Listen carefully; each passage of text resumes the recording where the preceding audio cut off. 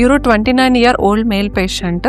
2-3 years ಇಂದ ಇಲ್ಲಿ lateral side of the left elbow ಇಲ್ಲಿ ಪೇನ್ ಬರ್ತಾ ಇತ್ತು. ಅವರು ನಾವಿಯಲ್ಲಿ ವರ್ಕ್ ಮಾಡೋದು. ಆ ನಾವಿಯಲ್ಲಿ ಏನಂದ್ರೆ ರೊಟೇಟರಿ ಮೂಮೆಂಟ್ಸ್ ಜಾಸ್ತಿ ಆಗಿರುತ್ತೆ. ಅದರಿಂದ ಸ್ವಲ್ಪ ಇಲ್ಲಿ ಟೆಂಡಾನ್ ಒಂದು ಡ್ಯಾಮೇಜ್ ಆಗಿ ಅವ್ರಿಗೆ ಕಾಫಿ ಎತ್ತಕ್ಕೆ ಕಷ್ಟ ಆಯ್ತು. ಗ್ರಿಪ್ ಎಲ್ಲ ವೀಕ್ ಆಯ್ತು ಅಂಡ್ ಕಂಟಿನ್ಯೂಸ್ ನೈಟ್ ಪೇನು ಇತ್ತು. ನೈಟ್ ನಿದ್ರೇನೆ ಇಲ್ಲ ಅಂತ ನನ್ನ ಹತ್ರ ಬಂದ್ರು. ನಾನೊಂದು ಅಲ್ಟ್ರಾಸೌಂಡ್ ಮಾಡ್ಬಿಟ್ಟು ನೋಡಿದ್ರೆ ಅಲ್ಲಿ ಒಂದು ಸ್ಮಾಲ್ ಟೇರ್ ಇತ್ತು. ಒಂದು 5 to 8 mm ಟೇರ್ ಇದೆ ಇಲ್ಲಿ ಕಾಮನ್ ಎಕ್ಸ್ಟೆನ್ಸರ್ ಟೆಂಡಾನ್ ಅಲ್ಲಿ. ಅವರು ಕನ್ಸರ್ವೇಟಿವ್ ಮ್ಯಾನೇಜ್ಮೆಂಟ್ ಎಲ್ಲಾ try, physiotherapy, ice pack, rest with some medications ಎಲ್ಲಾ ಟ್ರೈ ಮಾಡಿ finally he came to me and I suggested plasma therapy and we are doing that. ಈ plasma ಅನ್ನೋದು patient blood ಇಂದಾನೆ platelets ಅಂತ ಇರುತ್ತೆ. ಅದು ತಗೊಂಡು ಪ್ಲೇಟ್ಲೆಟ್ಸ್ ಇಲ್ಲಿರೋ ಗ್ರೋತ್ ಫ್ಯಾಕ್ಟರ್ಸ್ ಪ್ರಾಸೆಸ್ ಮಾಡ್ಬಿಟ್ಟು ಡ್ಯಾಮೇಜ್ ಆಗಿರೋ ಕಡೆ ಅಲ್ಟ್ರಾಸೌಂಡ್ ಗೈಡೆಡ್ ಅಲ್ಲಿ ಇಂಜೆಕ್ಟ್ ಮಾಡ್ತೀವಿ. ಇಂಜೆಕ್ಟ್ ಮಾಡಿದ್ರೆ ಏನಾಗುತ್ತೆ ಅಂದ್ರೆ because of the growth factors healing process start ಆಗುತ್ತೆ. Inflammation because chronic wear and tear ಇಂದ ಸ್ವಲ್ಪ ಇನ್ಫ್ಲಮೇಷನ್ ಕಮ್ಮಿ ಆಗುತ್ತೆ. ಇನ್ಫ್ಲಮೇಷನ್ ಕಮ್ಮಿ ಆಗಿ ಪೇನ್ ಕಮ್ಮಿ ಆಗುತ್ತೆ. ಮತ್ತೆ because of growth factors healing start ಆಗುತ್ತೆ. Depending on the